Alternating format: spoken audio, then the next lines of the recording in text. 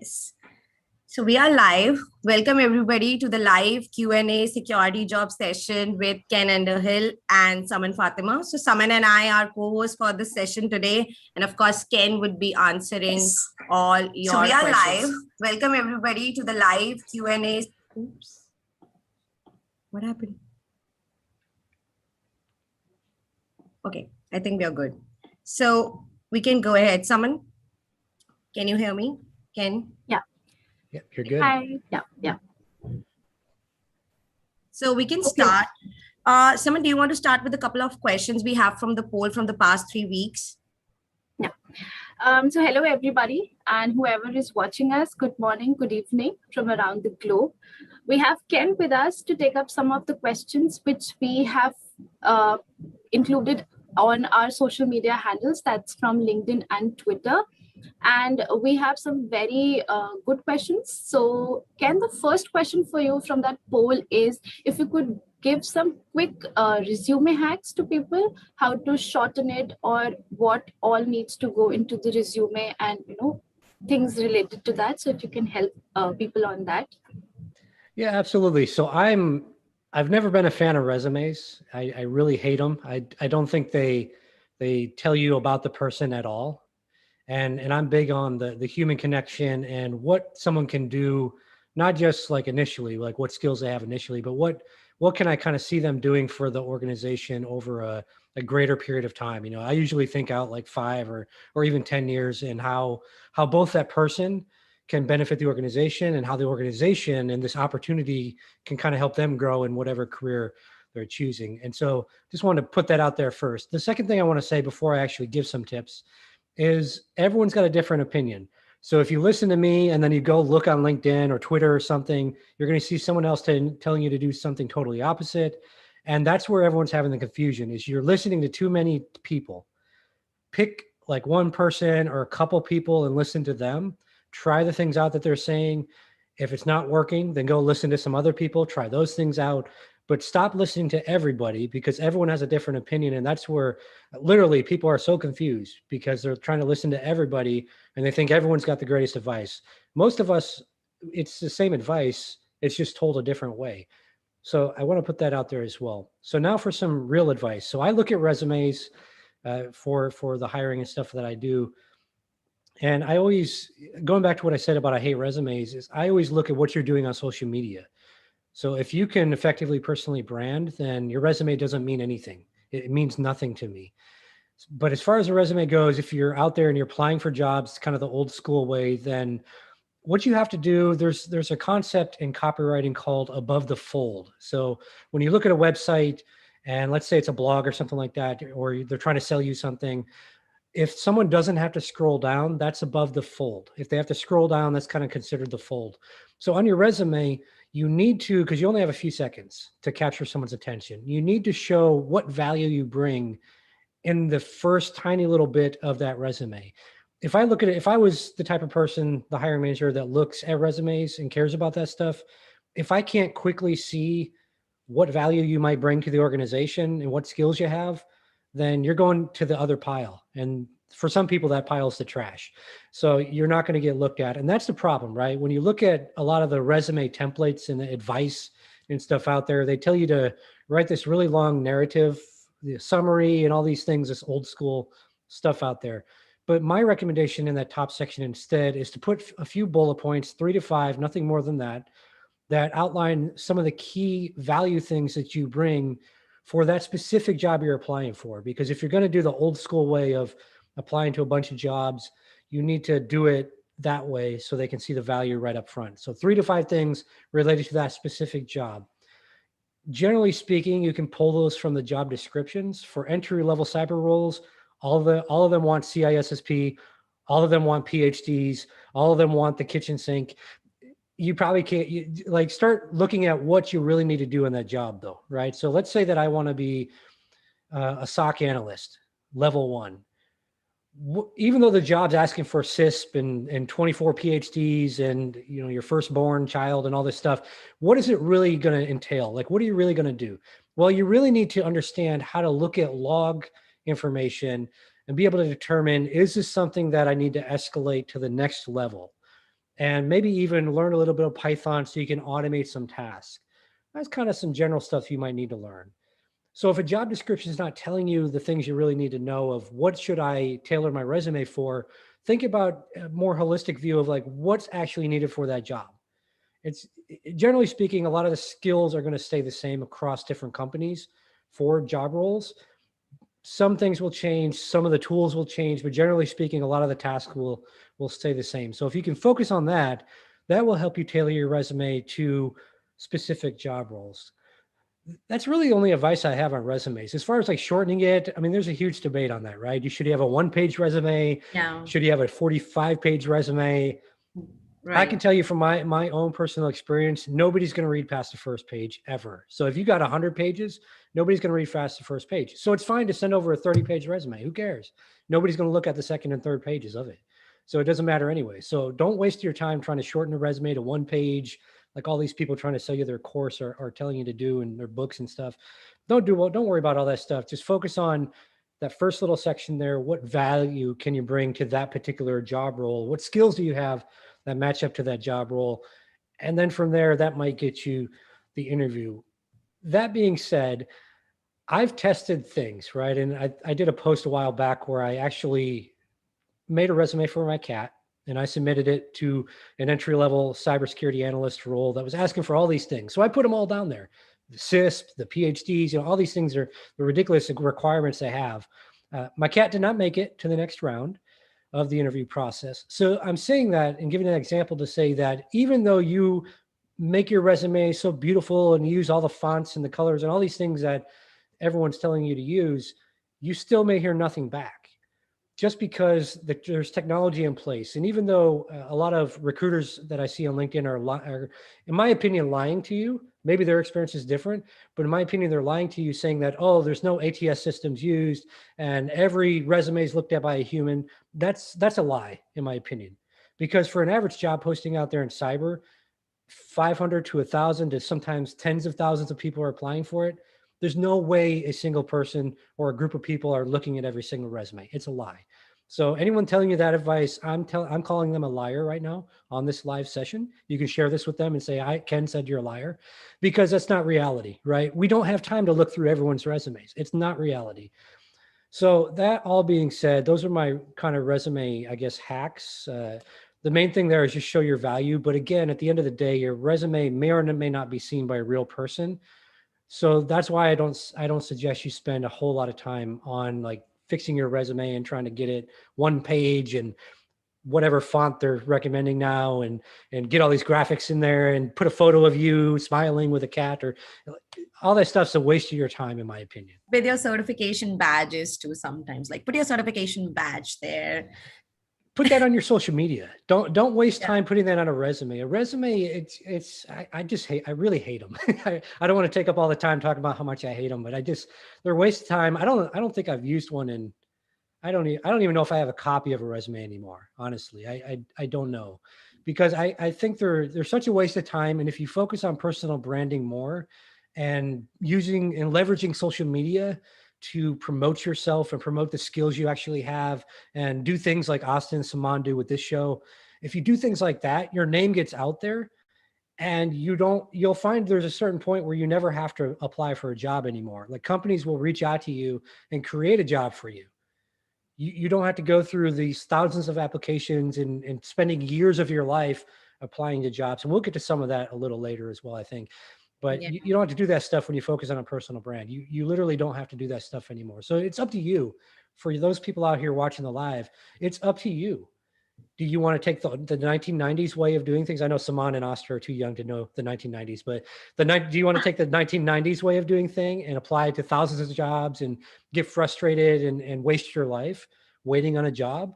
Or do you want to take the more proactive, offensive approach, be a hacker, right? Hack this stuff and focus on your personal branding and get your name out there. And then from there, you have people reaching out to you for jobs saying, hey, do you want to work here? We'll create a job for you. What do you want to do here? We want to have you in our company because you show that you know how to do these things. Yeah, that makes sense. Thank you, Ken. Thanks, Ken. Like the main pointer there is, personal branding, and, you're automatically then in. Yeah. So I guess that would be amazing for our audience. Asta, moving on to the next question we had from the poll. Yes, yes. So one of the next questions individuals have was based on networking tips. So everybody's on LinkedIn, everybody's on Twitter, but they are still figuring out how to reach out to the right audience. Basically, they look for leaders, they look for right set of mentors on the social media, and somehow they want to know like how to walk into this path of networking or make good friends in the industry and like grow with them. So what kind of networking tips would you like to give to the newcomers as well as to the one who are in the industry already? Yeah, so I think the key with networking, and there's definitely a bad way. We kind of talked about this before the show started. There's a bad way of networking. A couple of things on that. Number one, being creepy in your messages and sexually harassing, whether it's men or women, just being one of those creepos. That will definitely not help you in your networking journey. And the second thing is to when you're focusing on yourself. And yes, you want to get a job or you want to advance your career or move into a different role or get a job with a certain company, and all that's great. There's nothing wrong with that. But when you reach out to people and you're only focused on yourself, it's not going to work. For example, if you were in person, so if Asta and we didn't know each other and I met her at a networking event and all I did is I came up and I was like, gimme, gimme, gimme, gimme, gimme, gimme. How much do you think she's going to want to ever talk to me again at another event? Probably not, right? And then eventually I'll turn into that creepy person, right? I'll be chasing her around like, gimme, gimme, gimme, gimme. So a lot of people make that mistake on social media. They reach out saying, please, please give me a job. Please, please give me a job. Look, for me personally, if I had an opportunity, I don't hire anyone that comes at me and says, give me a job. What I do instead is I look at the people that have been contributing to the industry. So going back to what I talked about a moment ago of personal branding and putting yourself out there and sharing your knowledge, that's contribution to me. And when I see people doing that, if I don't have a role for them, I will usually, in fact, I've done it recently and people have gotten jobs, I fight for them. So if I know a company's hiring or if I think a company is more likely to hire kind of entry level people, if I see someone out there, let's say Saman was entry level and she's out there though sharing her knowledge, sharing as she's learning stuff, she's sharing it, trying to give back to people and give back to the community. If I know a company that usually hires entry level, I'm going to start tagging those two together or do an introduction because I usually will know the senior leadership of that company. I'll say, hey, are you guys hiring right now? Because this person's a superstar, right? They're so smart. She's so smart. He's so smart. So when you're networking, the key is to always focus on what value you can bring.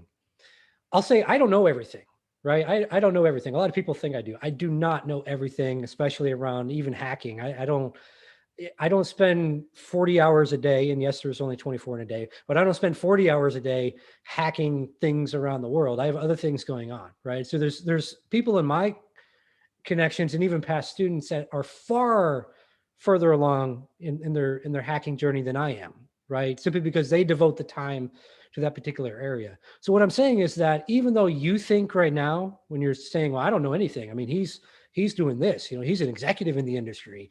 He's got his own businesses. He's doing all this stuff. I don't know more than him. Yes, you do. You know something that I don't know. And so going back to the personal branding aspect of it, if you kind of take a step back. So anyone watching this live or watching the recording right now, I want you to take some time today. So stop hacking the Pentagon and stop trying to do all these things.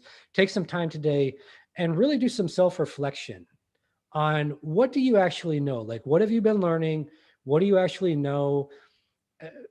A good example is people transitioning. And I think we may get into this later, so I may be jumping ahead, but for someone kind of transitioning from another career to cyber, you really have to do this self-assessment of what kind of skills you have. What do you know how to do?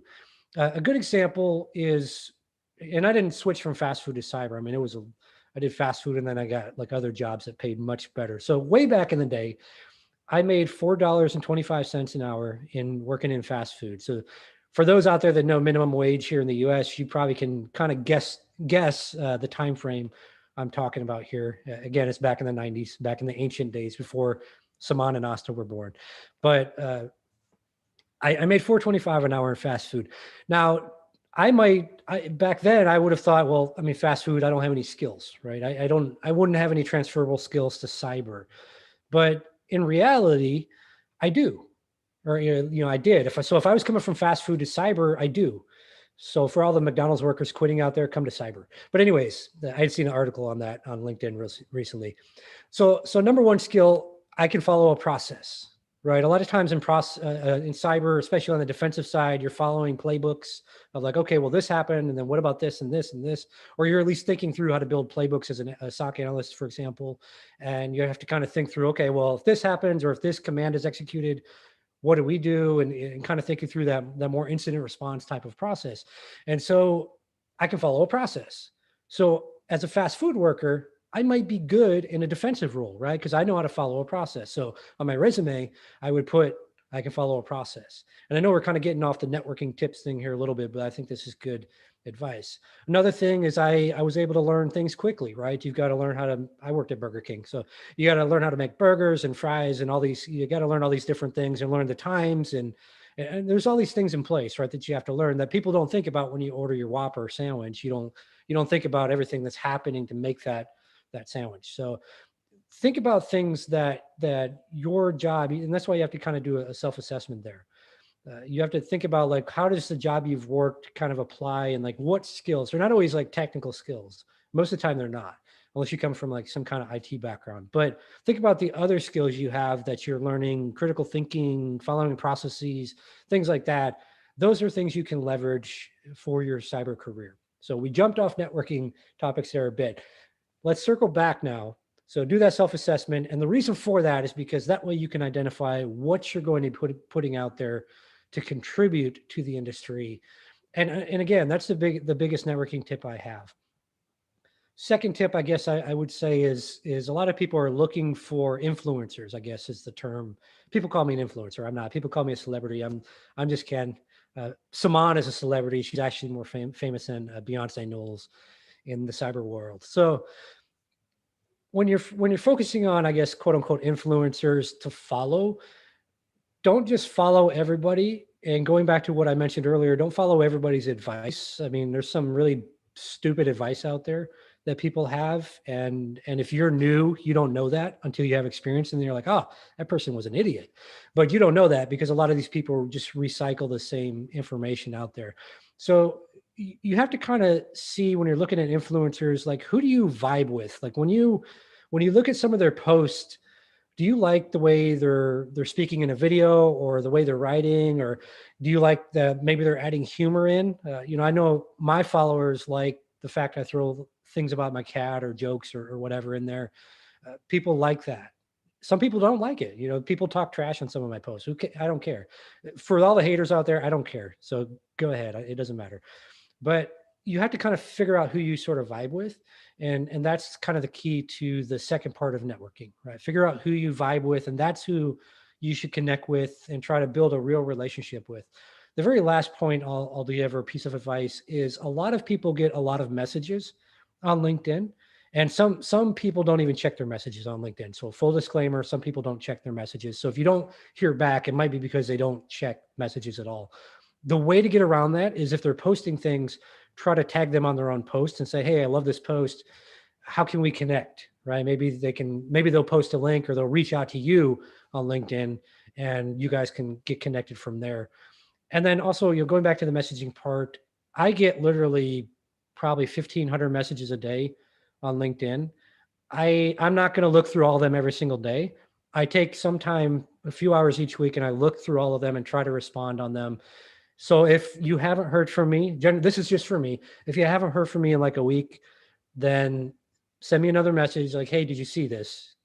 So it goes back to the top of the queue there, because sometimes LinkedIn and other social media, they're kind of buggy.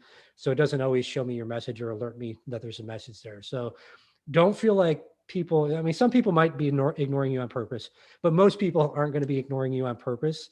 So just kind of send that reminder that, hey, did you see this? And it kind of circles it back to the top. So that's all my advice, a long-winded way of saying like 3 tips on networking. Thank you, Ken. Ken, tell me one more thing. I've seen like when you're new to the industry and you are like starting to network with people, so you would like to set up some time with them. Like in this beginning, as you mentioned about bad ways of networking, when you want to initiate a conversation for, let's say, setting up a small chat with someone, okay? So how to approach that? Because I think this is something a lot of people struggle across the globe, that they say that we connect with someone, we just say hi to them, and then after that we are just stuck, like how to proceed that conversation. Something you have to like, you need to know something about them, and then they end up having a very weird conversation because they think they started off with something, they know about the other person, but then it all together becomes so weird that they never get a reply.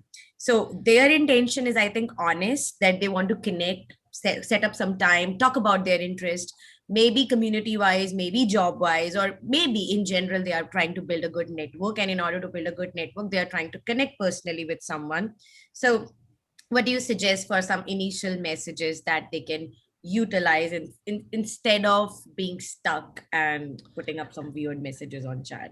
Yeah, no, that's a great question. And so I think one thing to keep in mind is that time for everyone is limited, right? If we all only have 24 hours in a day, no matter how much I hack computers or whatever, I can still only get 24 hours in each day. Everything else, money, all that stuff, that you can make more of that. You just can't get more time. And so when someone reaches out and wants to get on a call, like it's not going to happen. It's really not going to happen unless you've, especially for me, like getting a phone call with me. I mean, I have business coaches that I've hired that can't get a call with me because I've got too much going on.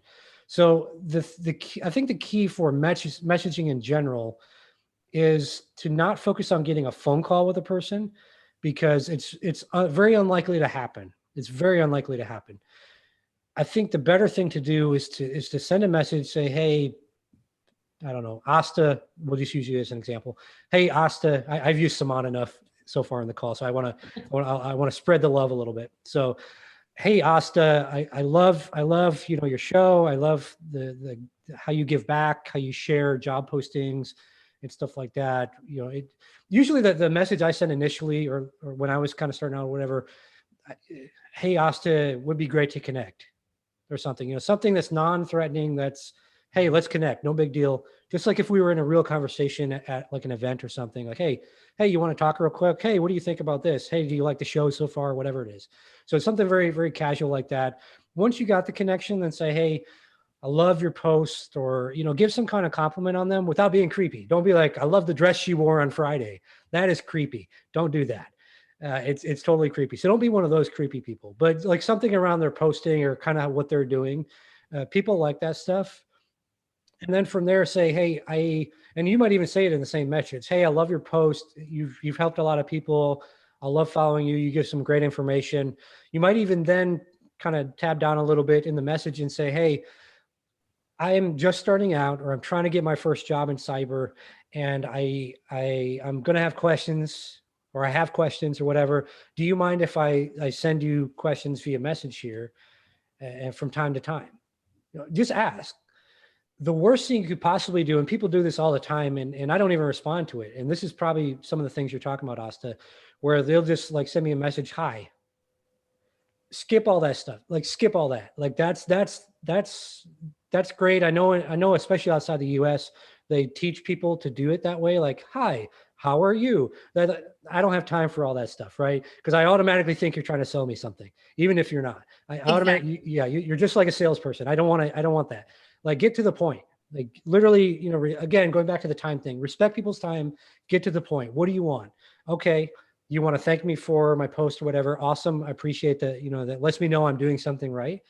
And then the next thing should be you saying, hey, this is kind of why I connected, right? If that's your goal, if your goal is to get kind of questions answered and get the mentoring and stuff, like, hey, I'm looking for a mentor that can kind of answer questions or whatever. I know you're busy, so we probably can't talk on the phone, but can I ask you questions time to time? You'd actually be surprised. I've had some people send me a message similar to that, and I've made time for them. I've gotten on a Zoom call with them so we can take, 30 minutes or something and go through and stuff. I don't always do it, especially if I think your profile is looking pretty shady and I don't know if you're a real person. or if you have malicious intent. So, but just let people know, like, don't waste time is probably the biggest advice I can give. And don't be creepy. Gosh, I know you two could share so many stories. And I know there's so many people, not just women in the industry, men as well, that there's just a lot of creepos out there in the world. But just I guess the main holistic focus that you should have is respecting other people's time.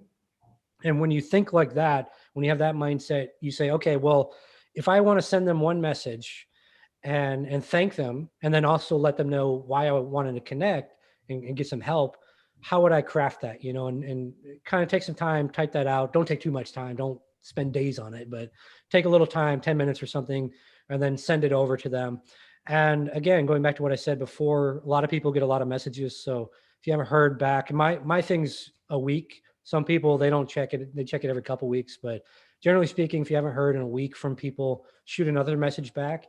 If you've done that a few times and you're still hearing nothing, they might be ignoring you. They may not check messages that frequently. So you may just want to post on theirs, hey, I shot you a message. Just want to see if I can ask you questions from time to time, since I appreciate all your advice. And they may respond to that message and go look for your message or whatever. So that's my advice on kind of reaching out to people and doing it that way. Biggest takeaway there is respect people's time. And second takeaway is don't be a creepy person.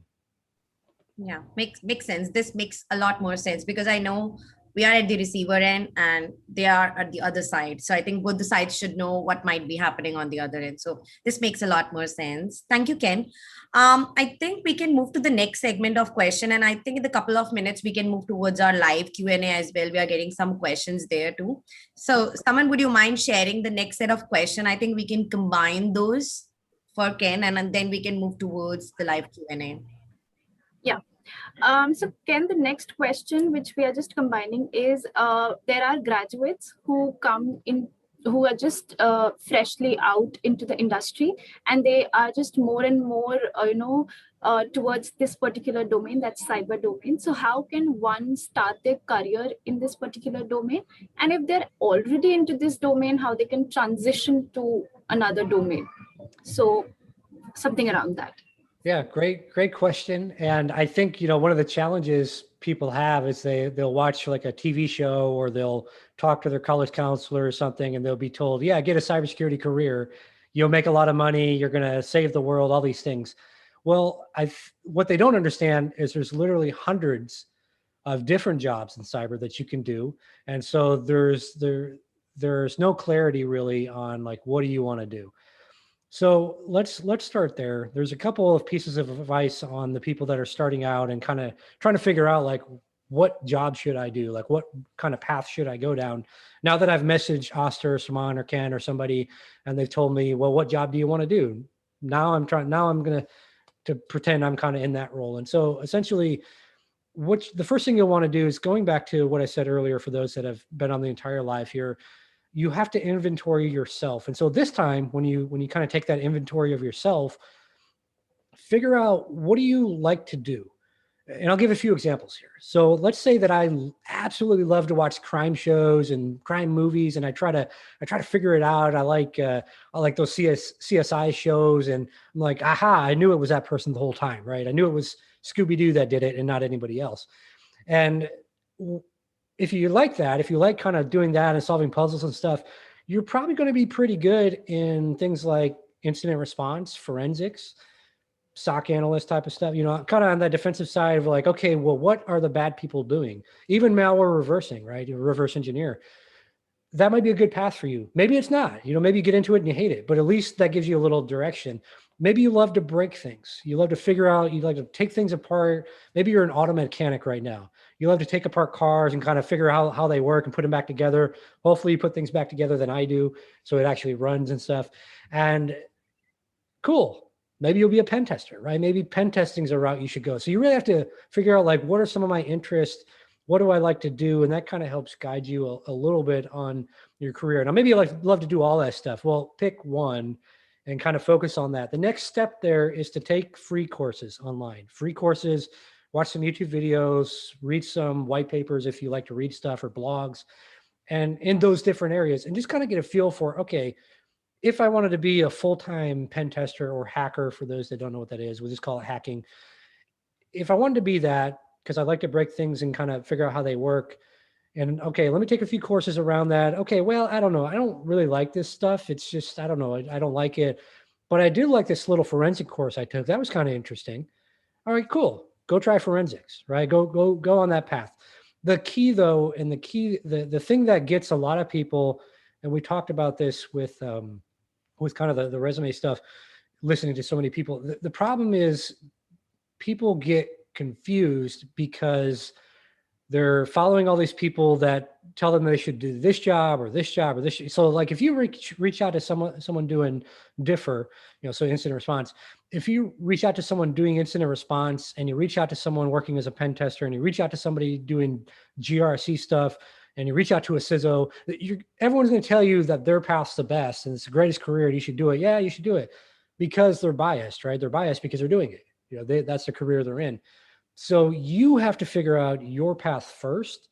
And then when you're on social media, that's where you kind of start mostly following those people that are working in that job, seeing what are the things they're posting about, what are they learning, where do they start at? A lot of people will give you advice like, oh, start here, do this, this, and this, and then you'll be able to get your first job, and then do this, this, and this, and you'll be able to go from there. So the other thing I'll say on that is, for people looking at kind of the initial cyber job, so coming out of college or whatever, the other thing I'll say is don't just look for jobs with cybersecurity in the title or that are traditional cybersecurity job titles, because you're going to limit yourself and everyone's applying for those, right? You're literally going to be competing against tens of thousands of people around the world.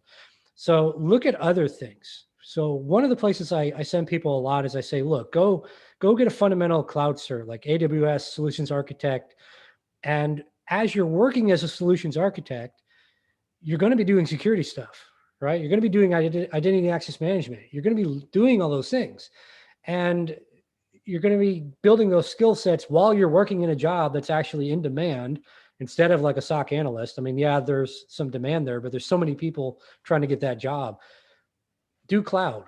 It's a simple, low-cost way to get the job and be able to progress your career a lot faster than doing the more traditional route. So that's to say, for someone out there that's right now maybe spent 6 months or a year searching for their first cybersecurity job, stop searching. I mean, let's just back up a second here. If you've been doing something for 6 months or a year or something, you're obviously doing it wrong. It's not working. If you haven't gotten a job by now, it's not working. So you need to be open to other ways of doing things and try different ways. Instead of saying, "Oh, I'm gonna keep going for another year. I'll make it this next year." That's stupid. Sorry, that's stupid in my opinion. So change up what you're doing. If you're listening to somebody, listen to somebody else and try their method and their tips and stuff like that.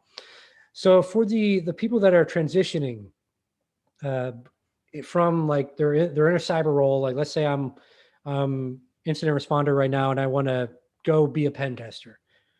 The key there is to kind of focus on, all right, what do I need to do that job? Now, if you've got experience in industry, it's a little easier to get the next job and transition domains than it is for everybody else. I want to back up a second here and say a lot of this advice is based off US. So I'll talk about some different areas in just a moment, different areas of the world. There's a lot of other challenges out there. We're pretty spoiled in the US. For anyone that doesn't know, we're pretty spoiled here on things. Others will tell you that, but if you're in the US and you didn't know that, now you know. So with career changers, so you're in the domain and you're like, all right, I want to change from defensive to offensive or whatever. You just have to kind of assess like, what are they needing in that role? And usually you have a good idea because you've experienced, depending on the company you worked at, you've experienced that enterprise level. So you've had exposure to the pen test team or the red teamers. You've had exposure to the compliance people. You've had exposure to the CISO level or the management level. You've had exposure to all these different areas. Some companies even have a specific team for malware reversing. They've got a team for pen testing. They got a red team that's even separate from that. They've got incident response team. They've got their SOC security operations team.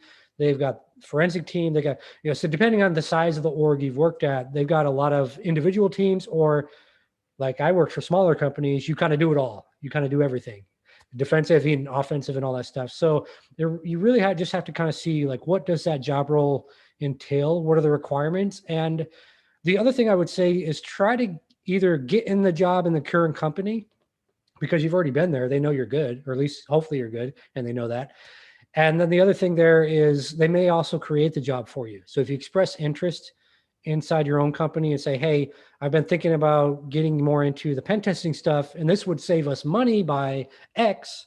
So if you send me to training to do pen testing, OSCP or whatever, if you send me to training to do it, then this will benefit the company. You'd be surprised at how many companies might say, okay, let's create a job called pen tester for you, and we'll send you to training, and then that's going to be your job in the company for moving forward. So for the people in cyber right now that are kind of career transitioning, just really focus on those kind of key aspects, right? Focus on what are the skills actually needed for that new role, make sure you get them, and focus on where you're at right now and see if there's an opportunity for you to move into that role in your current organization. It's a lot easier to do that than it is to try to go someplace else. Because otherwise, if you try to go someplace else initially, then you're really just competing against everybody else trying to get that role again, right? So you're not able to really differentiate yourself.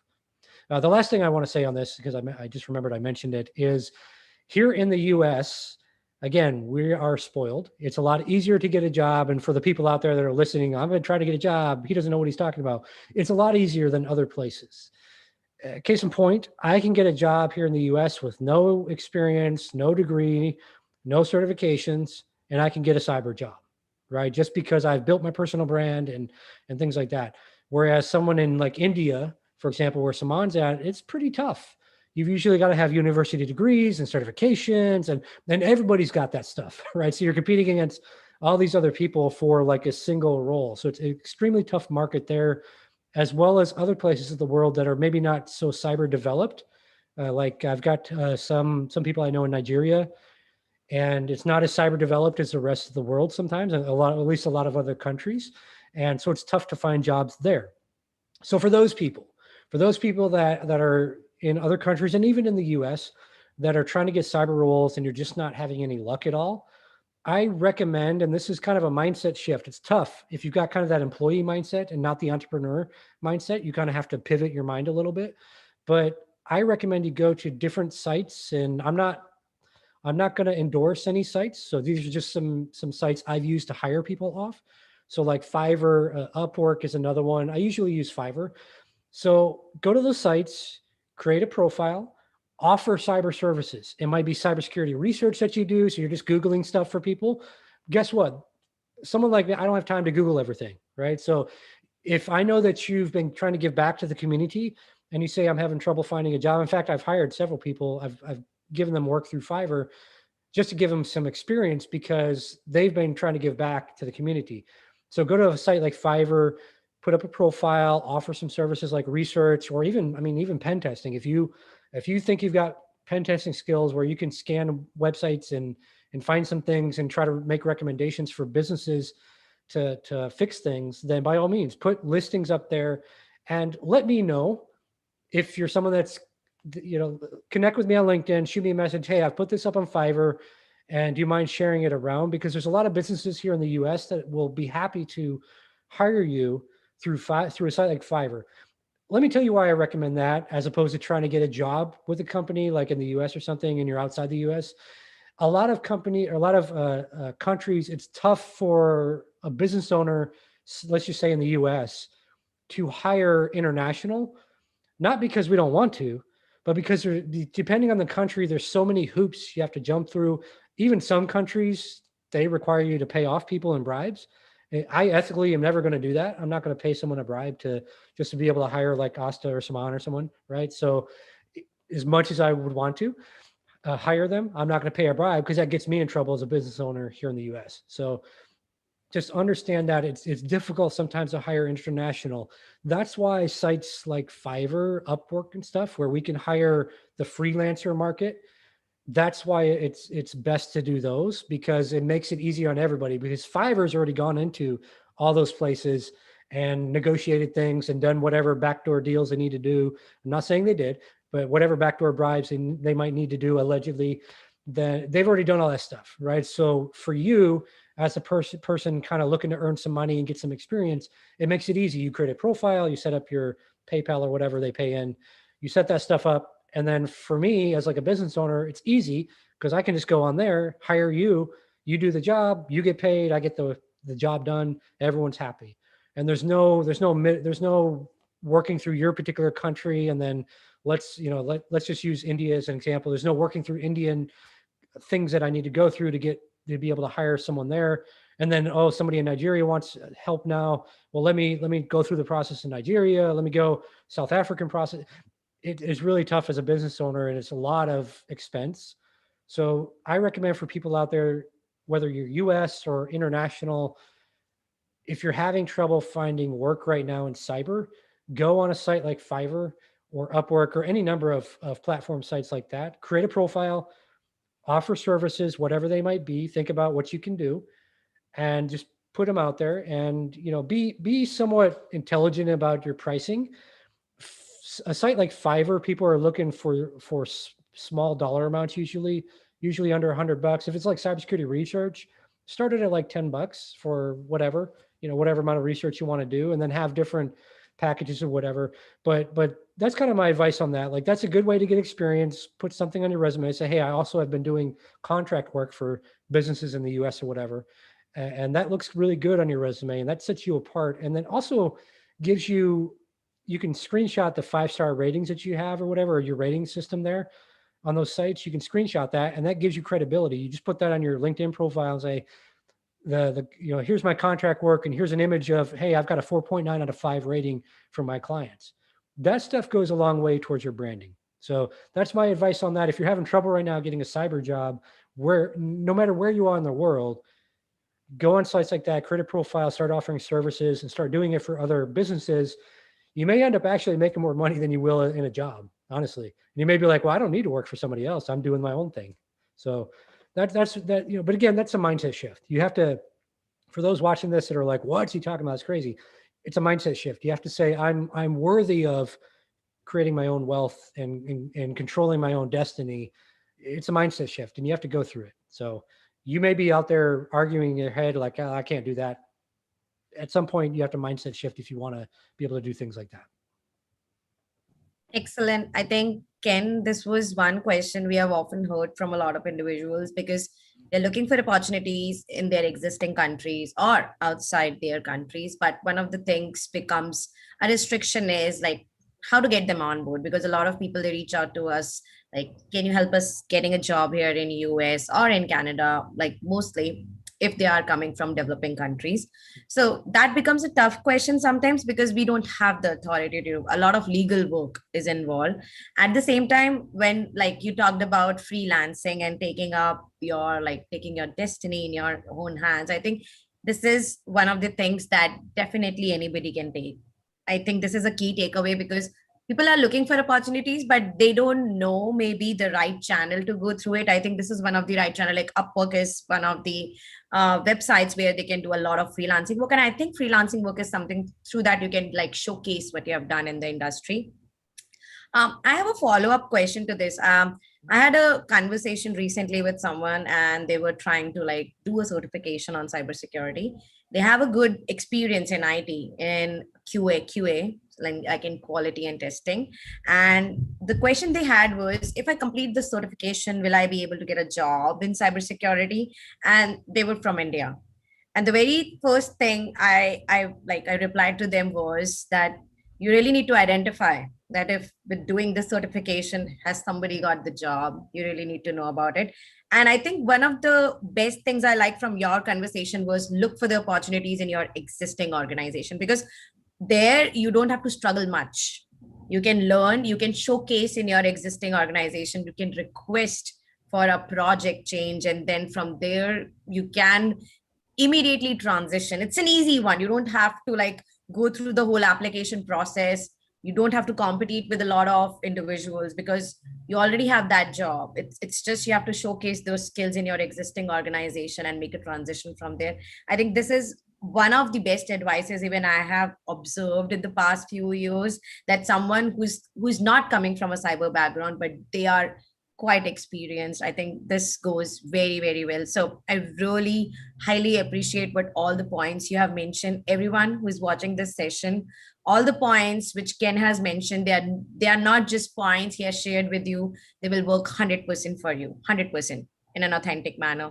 Thank you, Ken. This was really a very good, valuable chunk of information. Absolutely, my pleasure.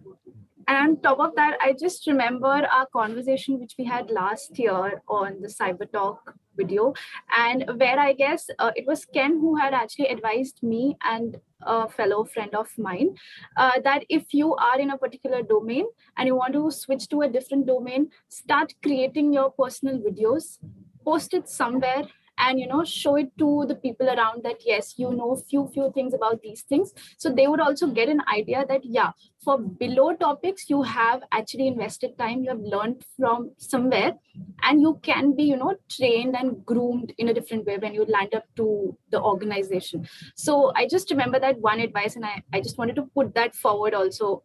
That came down from Ken as well for me, and I've been following that for a year. So that had really helped me and is helping me till now with learning things, going to a different platform and presenting it. So this way you're learning also, you have something in your hand and you are also putting it forward. So yeah, that I just remembered what Ken said a year back on this note only. I had the same question last year. Yeah, I second that, Saman. I second that because I remember we had this conversation. And I think one of the best opportunity all the individuals have is we have communities, and communities are always looking for speakers. So if you want to be the one, I think this is one of, like, this will go with your networking tip too. So if you are looking to present, connect with someone who is from a community, let them know like you are learning this and you would like to present. I think this is something our community highly appreciate, and we have a lot of individuals like who are leaders in the communities, like leading communities. There are volunteer members as well, but each one of them have an equal opportunity to help you reach out to the community sessions and either attending them or be a speaker there and just present yourself.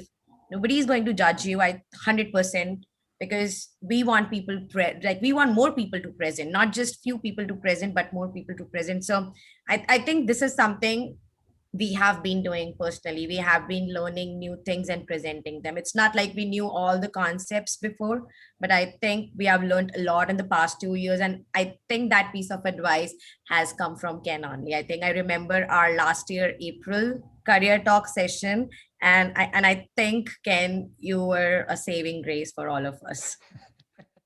Totally. Yeah.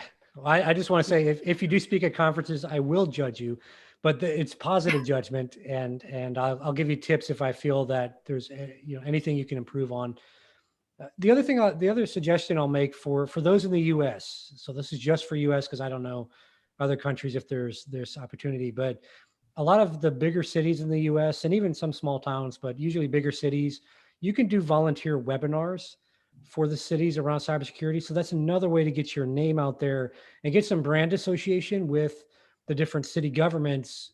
And they know a lot of business owners, right? They work with, especially like where I'm at, they have an entire thing where they fund different businesses in the city to help create jobs. And so if you put your name out there and do free webinars and stuff like that, you honestly, you get to a point where it's kind of farming versus fishing, right? You can go out and you can try to fish for a job all day long. Maybe you get some bites, maybe you don't. Maybe you catch the fish, maybe you don't.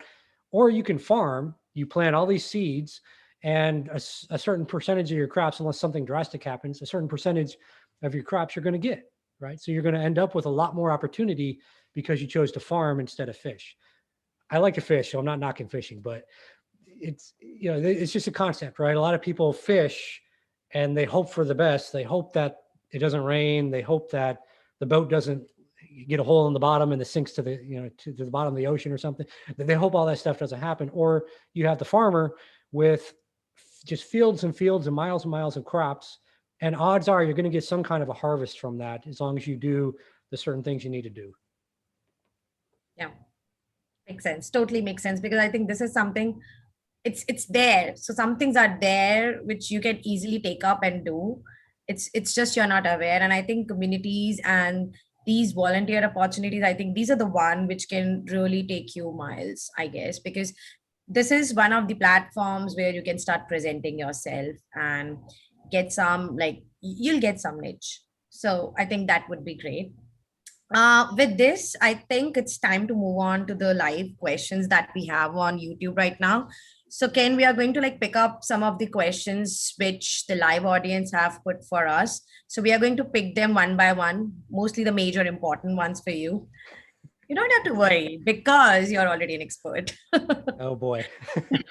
So, I and Saman, we are going to pick up some quick questions for you, which the audience has already put there while we were discussing these areas.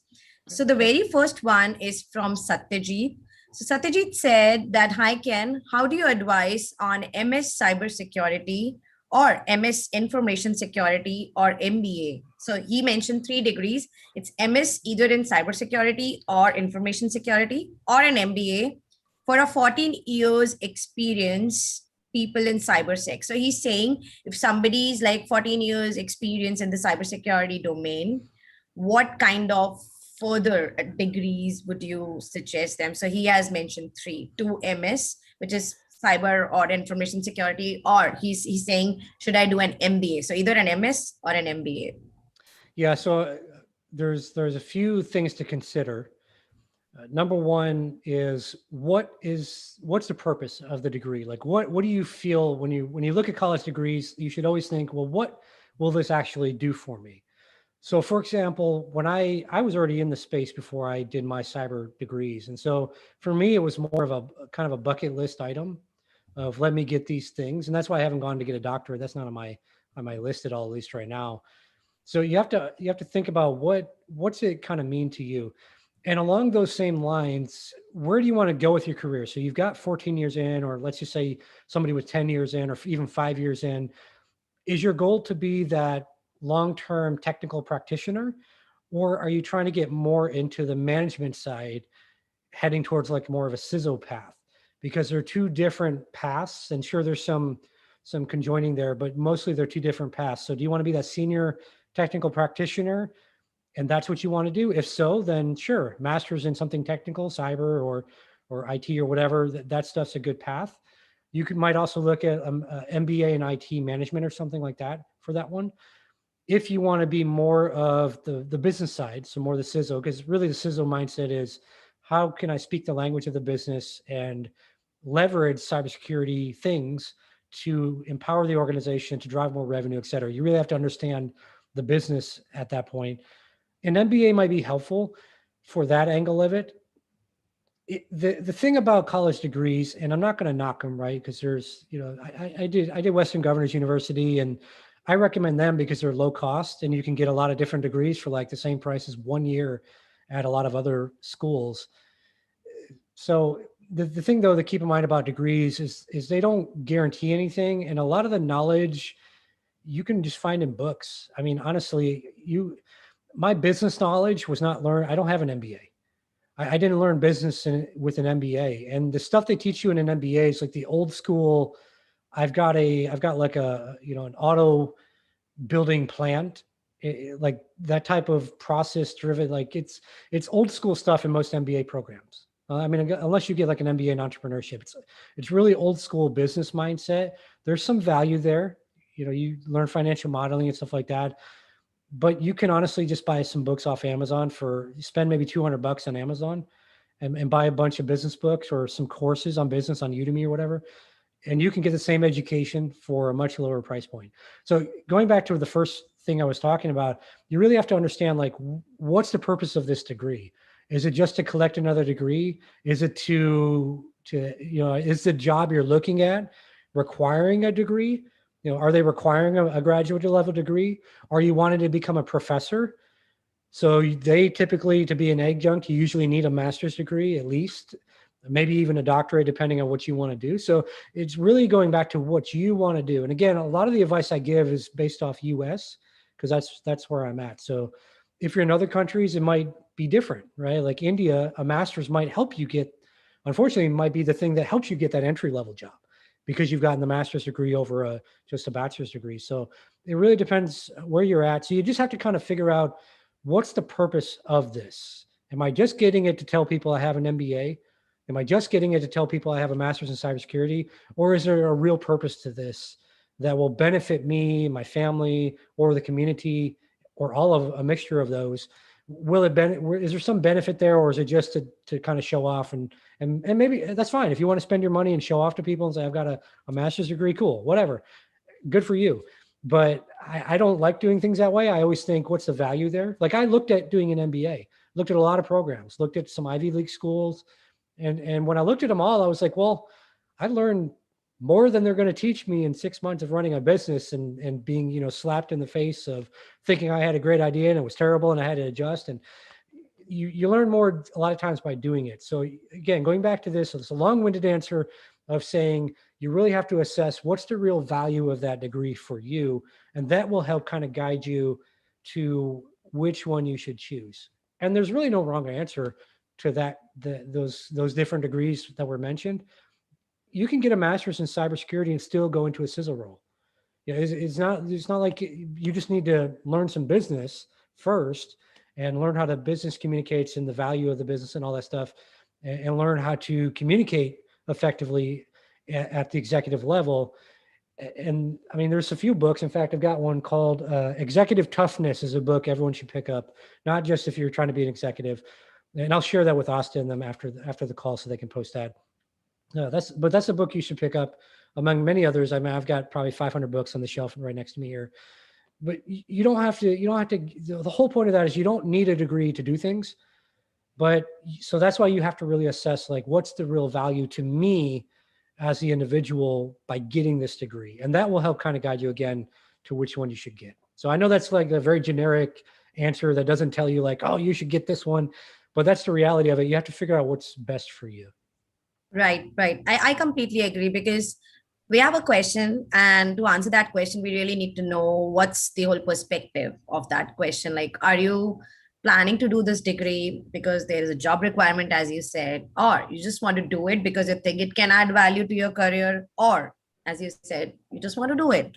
So you just have to figure out, like, do you want to add your knowledge, add something you want to showcase, get a job, or do you think it's really, really important where you are, that you really need to complete this degree and move next in your career, like just move one step ahead in the ladder of success? So that's completely up to you. And yes, I think one thing, Ken, which you mentioned was, even if you are masters in cybersecurity, not MBA, even with that degree, you can become a CISO. Even with that degree, you can become a manager. So I like, that's not the restriction. It's just what you want to learn. If you think those skills are missing, I think that is something Ken was pointing out, that if you think something is missing, if you think getting the knowledge in general would help you, go for that. If you think getting the knowledge and the degree would really help you in excelling in your career, then do that. And I hope, Satyajit, this pretty much answers your question. We are not biased, but definitely we want to give you a neutral perspective so that from there you can just pick and start thinking what you really want to do. So, Saman, with that, we can move to the next question. Would you like to bring the next question now? Yeah. So next question we have from Harsha, and he's asking, can I get any ideas or knowledge about RCA and incident response and log analysis? I guess it's totally... What ideas and knowledge? Yeah. Courses? I guess I'm one.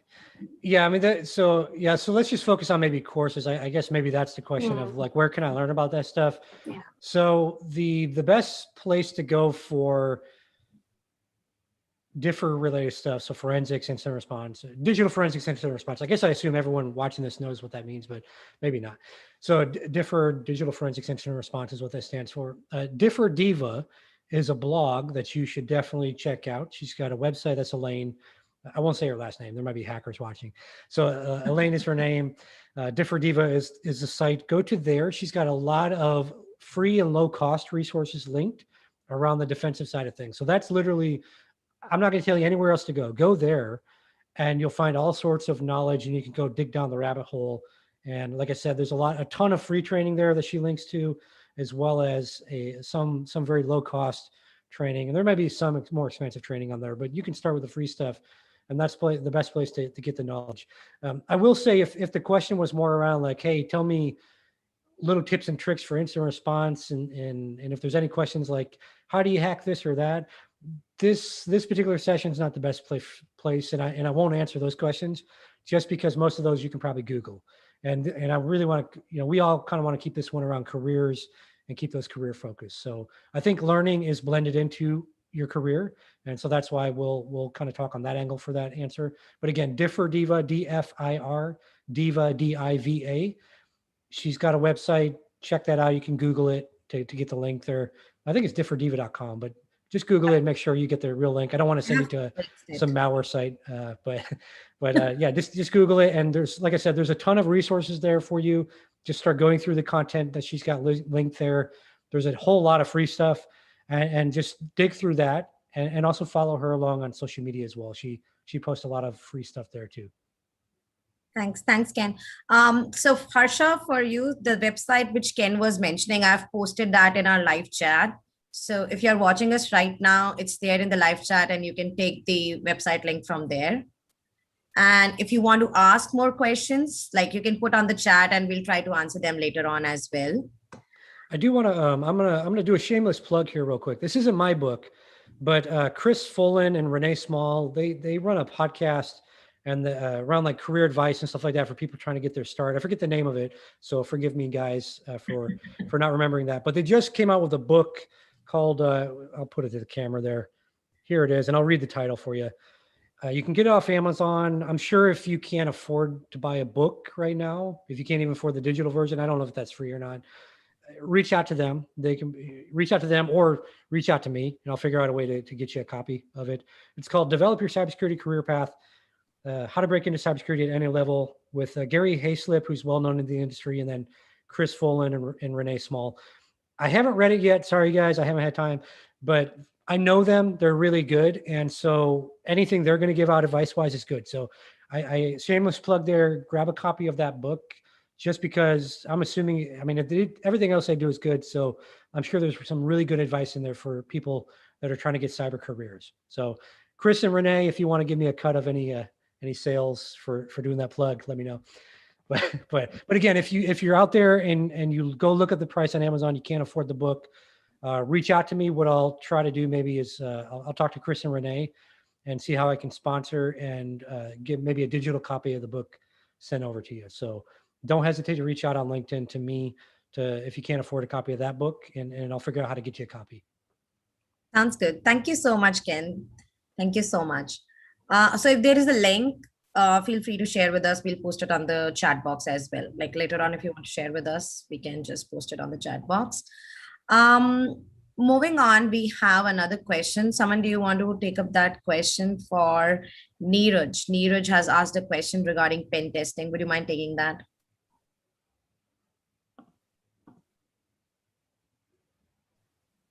Okay. Yeah. So Neeraj asked, as pen testing roles are provided for experienced people, what other fresher roles would we grab if there's an opening? Roles like system admin, network engineer, IT support. He is meaning more on the first job roles in cybersecurity domain for the pen testing ones. Yeah, so so those roles aren't specific to pen testing, but I think they're a good start. So if you can get a job as a sysadmin or network engineer or something like that, I mean, I started in networking, right? And started doing network security, then moved more into analyst, and then eventually pen testing. So I didn't go from like Burger King to pen testing. You know, I didn't do that. So most people, there's nothing wrong with starting in IT.